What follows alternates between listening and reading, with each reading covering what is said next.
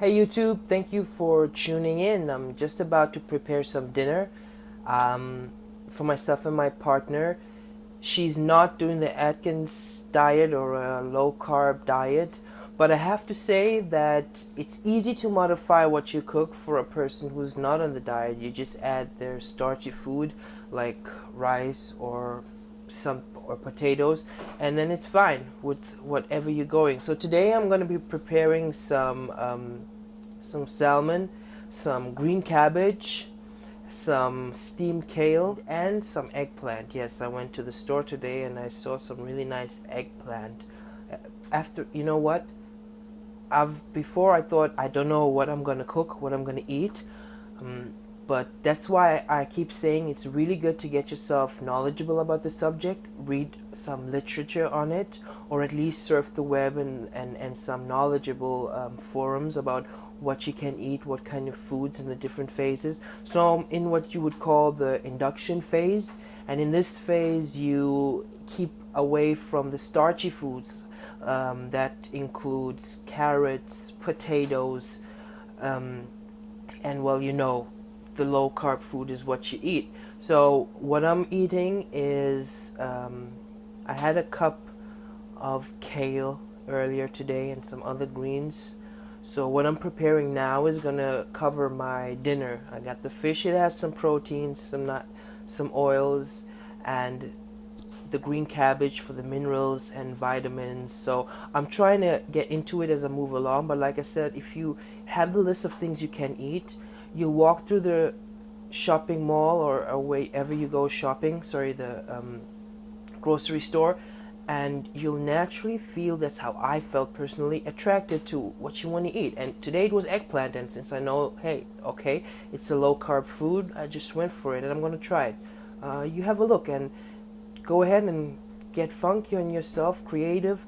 I'll post a link to a interesting webpage that I went from. It also suggests further literature, but I think that website is quite good for the beginning in terms of things that you can eat um, if you want to do a low carb. And if you really want to do it for beyond just a diet and losing weight, like really being knowledgeable about it and maybe make it a way of life, I really suggest you read some literature. I'll post one or two links of some books I find good.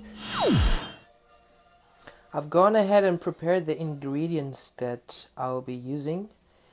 Here we have the eggplant. Over here we have the kale. It's about 3 cups. We have the cabbage over here, another cup, and the salmon. And these are going to be the spices that I'll be using for the dish. Some soy sauce, some pepper, some salt, some chili, and some garlic powder. So here we go.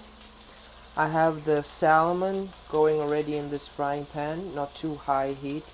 I put the green cabbage in here because it takes the longest and I don't want to leave it in too long, so I'll take it out before the salmon is done.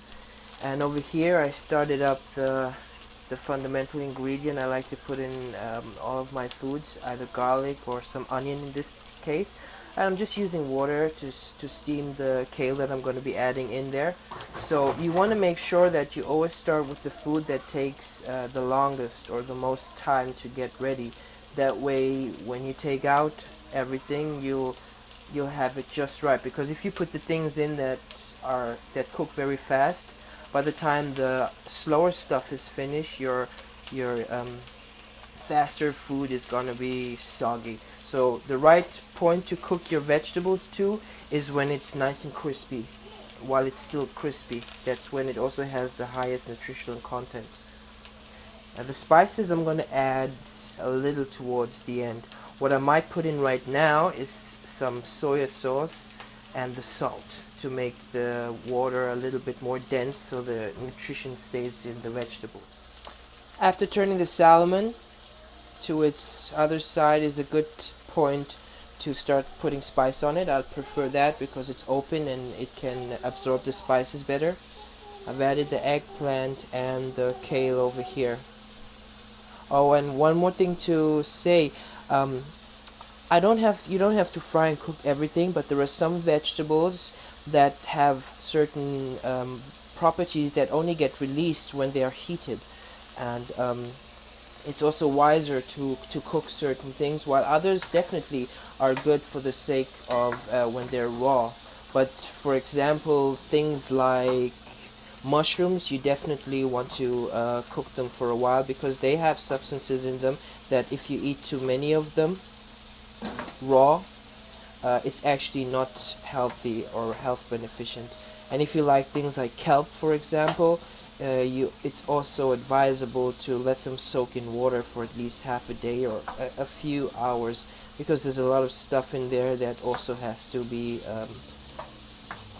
kind of rinsed out. Towards the end, I cover the fish up with the lid and put the heat down very low.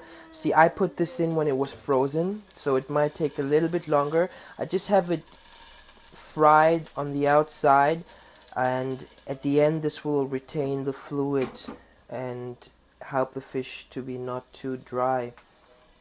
And the vegetables over here, as you see, they still look crunchy and it looks really good. I can't wait to eat it.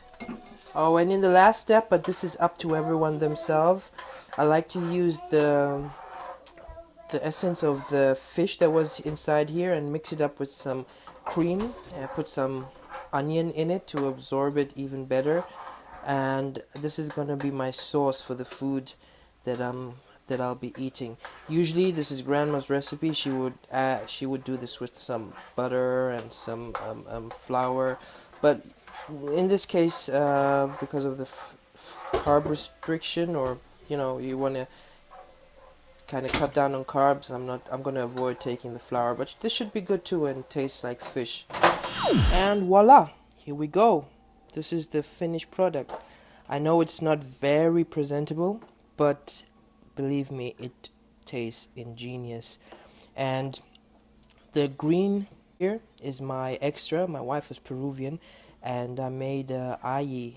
It's a hot sauce, a Peruvian type of hot sauce, but everyone has their own secret way of making it. If you like, I can reveal the way I made this one for you the next time in another video. If you're interested, just let me know and post it down in the comments, and I'll make a video about how to make this ayi. Otherwise, guten Appetit and enjoy your dinner.